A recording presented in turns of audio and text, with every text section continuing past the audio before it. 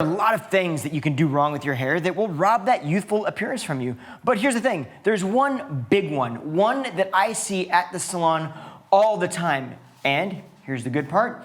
By the end of this video, you're gonna have my 3-step process to make sure that you don't make that mistake, because it's actually pretty easy not to make.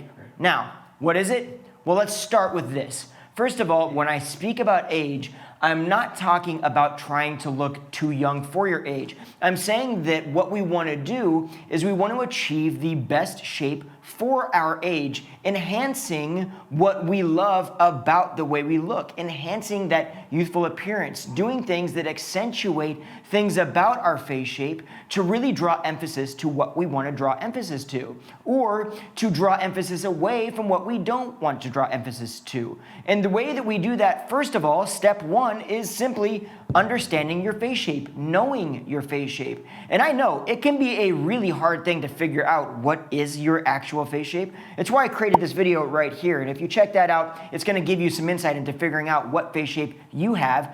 But understanding what your face shape is going to help you a lot. Let me show you an example. Now, do you see this model right here? Her mannequin right here. Okay, now forget her haircut, because I've used her as an example for things not to do, but it'll work for explaining my point. Now, if you notice, when we have volume in the sides on this particular look, you notice that the eye is starting to head down. This width on the side is starting to bring the eye down, and it's adding more width and fullness to her face. But if we move over to this and we alleviate some of that bulk from the sides, we give her a little bit more volume on the top, we're starting to accentuate more cheek structures, we're starting to lift the eye, and we're starting to really open her face up a bit. Now, we haven't changed the length on this at all, we've merely changed where the volume sits. And this is why understanding your face shape is so important. It'll allow you to understand how to get the right shape for your cut to create and accentuate what you want to create and accentuate about your face. Make sense? Okay, and by the way, do you love how I just dove straight into this kind of ninja? Like, straight giving you value right out of the gate. There was no warming you up. You probably didn't have time to like relax and kind of get ready and position for the video. You just got thrown right into the mix. Value right out of the gate. Tell me if you like that, comment below. But let me tell you the second thing, because wow, I feel like I'm really going like at 100 miles an hour here. I probably don't need this coffee. Anyway, by the way too, if you're new to me, my name is Justin Hickox. Yeah, I do hair, and I share hair tips on here. So that's what I'm doing today. But let's get back to the tips. So number 2 is choose your length. Now that you know your face shape, choose what length you're going to feel most comfortable in. Now I'm gonna give you a little secret here. There is no one length that's going to determine what's going to look good on you. Just because your hair is long doesn't mean it's going to look bad, or it's too aging, or it's not young enough, or it's too young, or it's not young enough. Whatever. You get my point. It's a matter of what you're going to be comfortable in. It's not the length that changes things. It's what we do with layering inside of the length. It's where we create volume. It's where we add fullness. It's where we utilize the shape to create and accentuate things about your face shape. Lift the eye up, right? Accentuate cheek structure. Maybe elongate your face a little bit. It's going to be important. So step 2 is simply, what length in a perfect world would you like? Once you know your boundaries and you know your face shape, now we can start working to figure out what shape is going to work best for you within those boundaries. Let me sidestep here a little bit. I know that there's a lot going on right now just out and about, and a lot of people have turned to doing their hair at home. If you're a person that has considered doing your hair at home, maybe you can't go to the salon because of being locked down, or maybe financially it's a struggle right now, or maybe you just want to have the option of going or not going every once in a while. I'm going to be hosting a webinar next week, so go ahead, there's the link right now, like pause the video right now.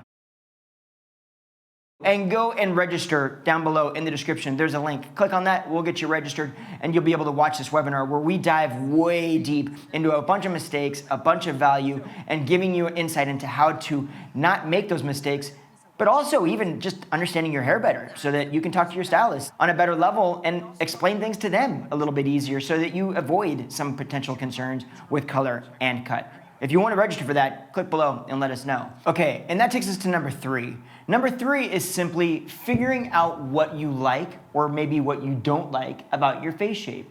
And here's why this is really important. Because more than likely, when you start figuring out what your face shape is, you're gonna realize that it's probably a little bit of this and a little bit of that. More often than not, people have kind of a combination of a few different face shapes, but even if you do have a very specific face shape, it's still very important to figure out what you like or dislike about your face shape in general. Maybe you love your cheekbones, or you love your jawline, or maybe you love your eyes. Then there's things that you can do within the length of the layers and where we put volume and all of that great stuff that accentuate those things. And then imagine, what do you think that would do for your self-esteem? And what do you think that would do for your confidence? And what's one of the best, most efficient, and most straightforward ways to look and feel younger? Confidence, right? Okay, so I don't want to just tell you, hey, step 1, figure out your face shape. Step 2, figure out what length you want to be at. And step 3, what do you like about your face? So let's talk about some things that change face shapes. If you look in the mirror and you feel like your face is round, or you feel like it's long, or you feel like you want to accentuate cheekbones, you feel like those things, I'm going to give you a little insight into ways that you can achieve that. So let's do that right now. I got to change the setup here a little bit, keep you guys not super bored, keep you excited about this. Okay, so let's talk about the things that I see all the time. Is that good? Yeah, there we go. All the time in the salon. Here are the normal things that people either like or dislike about their face shape, and I'll give you some insight on how to address them. First of all, we're talking about length. My face is too long, my face is too wide, I love my eyes, or I want to accentuate cheek structure, meaning I want to lift the eye up and accentuate more bone structure. Those are the 4 biggest things I see. Let me give you a little insight on each one.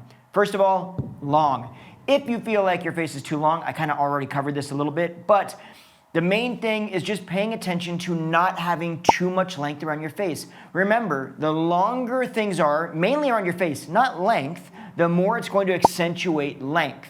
And therefore, the more it's going to elongate your face.